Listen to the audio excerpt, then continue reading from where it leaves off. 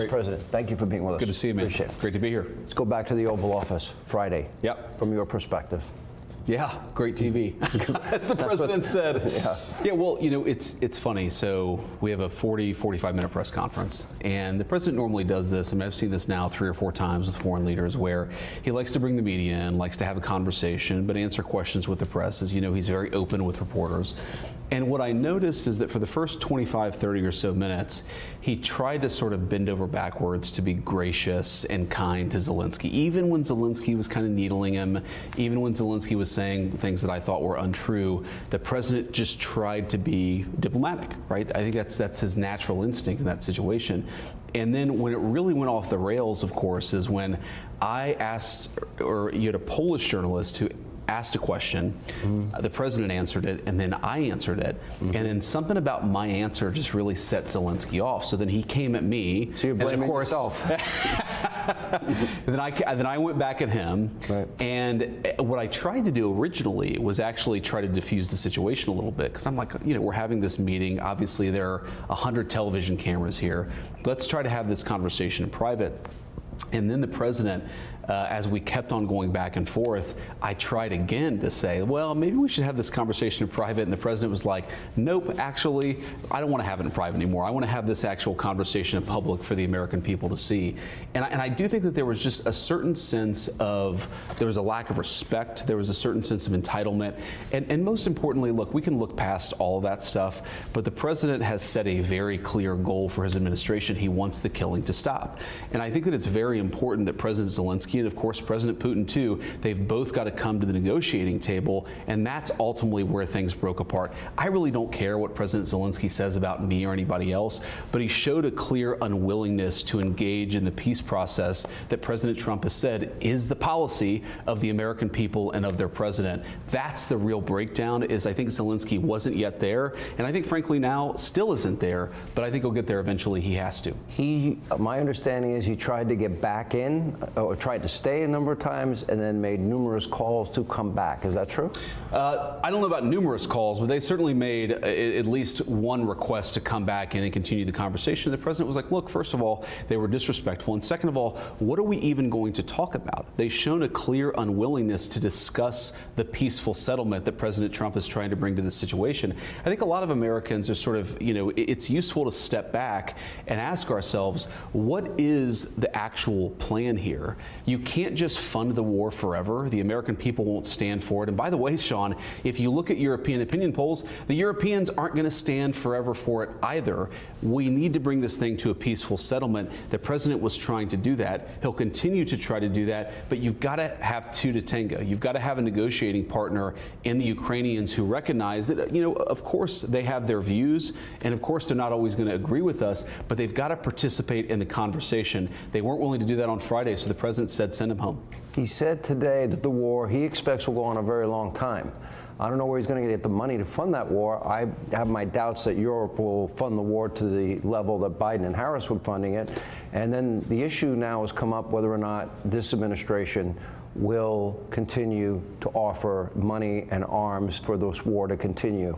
Because without America, I would argue the president was right in saying they have no cards. Yeah, well, Sean, I think our European friends, frankly, are being really they're doing a disservice to the Ukrainians, because their own populations are saying, we're not going to fund this war indefinitely. The American people are saying, we don't want to fund the war indefinitely. So the only thing that is in the best interest of America, of Russia, of Ukraine, and of Europe is to bring this thing to a close. What happened, Sean, is you have Zelensky. He goes to Europe, and a lot of our European friends puff him up. They say, you know, you're a freedom fighter. You need to keep fighting forever. Well, fighting forever with what? With whose money, with whose ammunition, and with whose lives? The president is actually taking a much more realistic perspective and saying this can't go on forever. We can't fund this thing forever. The Ukrainians can't fight forever. So let's bring this thing to a peaceful settlement. When I interviewed Zelensky, he wouldn't give me direct answers. I asked him about the mineral deal to pay the U.S. back. To me, there's 3 phases in this. And My understanding was Friday was supposed to be relatively ceremonial. It was. And then that it was supposed to be we signed the mineral deal. That's part one. Part two would be a ceasefire. Part three would be the hardest part, the negotiated settlement with Putin, who, correct me if I'm wrong, said he's willing to talk peace with Trump. Yeah, he said he's willing to talk peace, and of course we trust but verify. We want to have the conversation. We don't assume that everything that anybody tells us is true. That's why we want to engage in this conversation. But you're exactly right, Sean. When the Ukrainians came to Washington on Friday, it was supposed to be ceremonial. You know, there had been some public back and forth, some disagreements, some words spoken in public, and the president was like, let's have this moment. We give some credit to the brave Ukrainian fighters, and of course it's a very brave army that they have there in Ukraine. Let's sign this minerals deal, which importantly does two things. It allows the American people to get some of their money back, but it also shows the Ukrainian people that America has a long-term investment in their sovereignty. You do those things, we'll sign this thing, we'll have a rah-rah moment, and then we'll get to the tough talk of negotiating peace. We couldn't even get the Ukrainians to a point where they could talk about the peaceful settlement. And look, in some ways, Sean, I get it. I get the frustration. I get the rage. It's their country. Of course, it's not our country. But you've got to accept, cooler heads have got to prevail. This thing cannot go on forever. This is the important point. I'd say this to are of course, most importantly, the Americans who are watching, but people all over the world. When you talk to leaders in private, whether they're Ukrainian or European, when you talk to people in private, they will tell you this cannot go on forever. There aren't enough Ukrainian lives, there isn't enough American money, and there isn't enough ammunition to fund this thing indefinitely. The only realistic pathway to bringing this thing to a settlement is President Trump's pathway. We encourage both President Zelensky and President Putin to follow that path. Well, I mean, hundreds of billions of dollars have been spent, and this came up in the discussion Friday. The Biden administration called Putin every name in the book, and they've been trying to get the president. And he still invaded anyway. Okay, he still invaded anyway. Well, remember, it depends if it's a minor incursion. Let's go back to that moment, which I thought as troops were amassing on the border. Yep. But I go back and I think about this. And Biden spent all of this money, called Putin, all of these names. The media and the Democrats, they want Donald Trump to call him names. And the president addressed that. Thing. And then he's supposed to call him and say, Vladimir, you ready to talk a peace now? Yeah. That's not going to work. No, it's diplomacy 101, right? Is you have to have a reasonable relationship with somebody to be able to even start the conversation. We have to remember, Sean, Ukraine, half of the country, a third of the country is totally destroyed. The economy is depressed. You've got hundreds of thousands of dead Ukrainians. Of course, a lot of dead Russians as well. The president wants to negotiate a settlement. How can you negotiate if you can't even talk to somebody? And that's what he said. He's not saying, like, nobody's suggesting, as Secretary Rubio said, no one is suggesting that we give the Nobel Peace Prize to Vladimir Putin.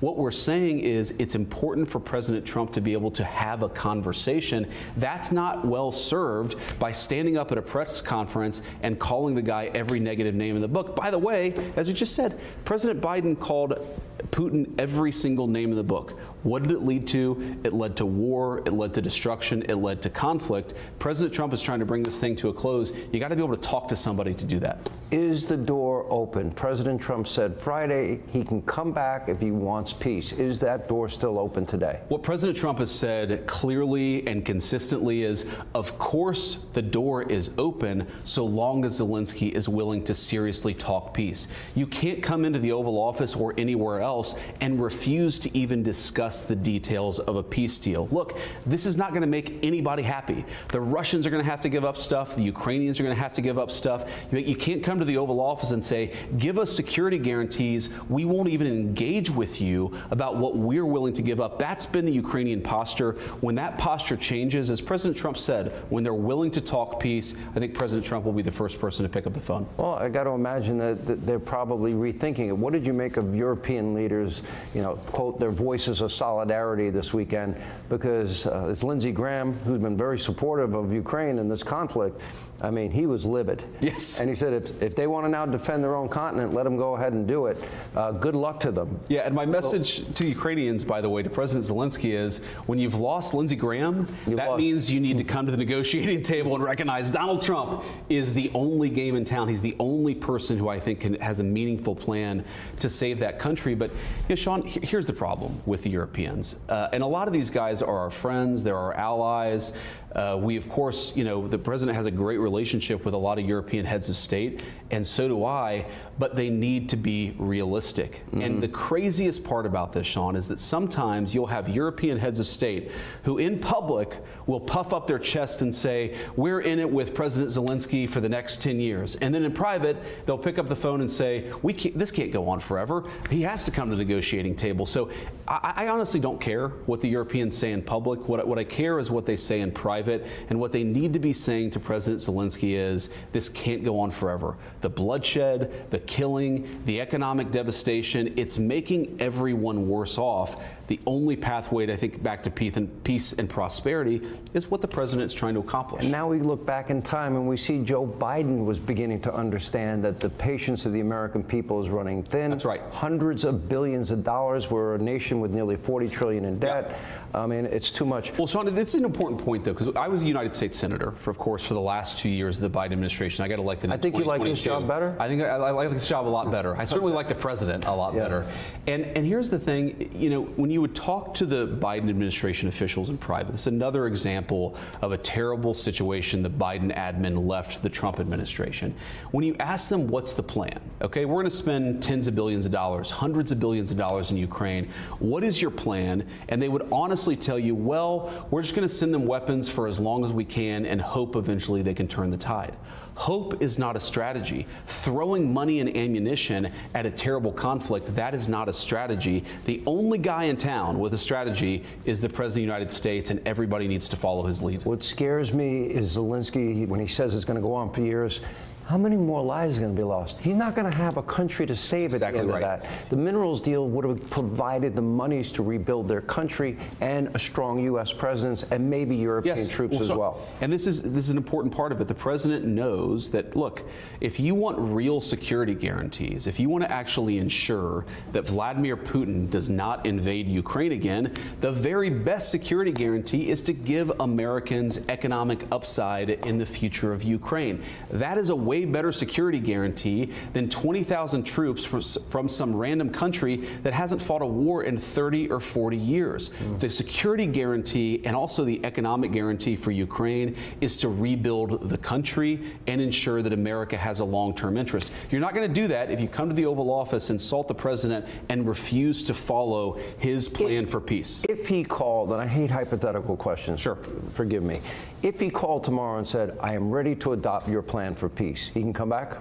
I think that if he called and had a serious proposal for how he was going to engage in the process, look, there are details that really matter that we're already working on with the Russians. We've already talked with some of our allies. He needs to engage seriously on the details. I think once that happens, then absolutely we want to talk to the Ukrainians. Are you convinced Putin and the Russians are willing to meet them, I don't want to say the word halfway, they're willing to do their part to achieve a negotiated settlement? Am I convinced? No. But do I think that there's a real pathway? You got to trust but verify. You've got to engage in the negotiation. You've got to see what steps people are willing to take. This is another thing, Sean, obviously I'm biased because I really love the guy, but when the media attacks President Trump as somehow on the side of Putin, two big problems with that. First of all, the only president in 20 years where you haven't had the Russians take a bunch of territory was under the first term of Donald J. Trump. The second part of that is you've got to actually accept that President Trump, he's not just assuming that everything the Russians tell him is true,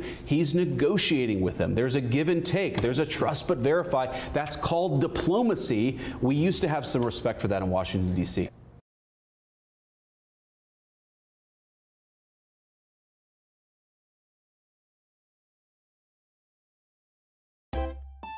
If you enjoy this content, please consider subscribing to my channel to stay up to date with future videos. Thank you for watching.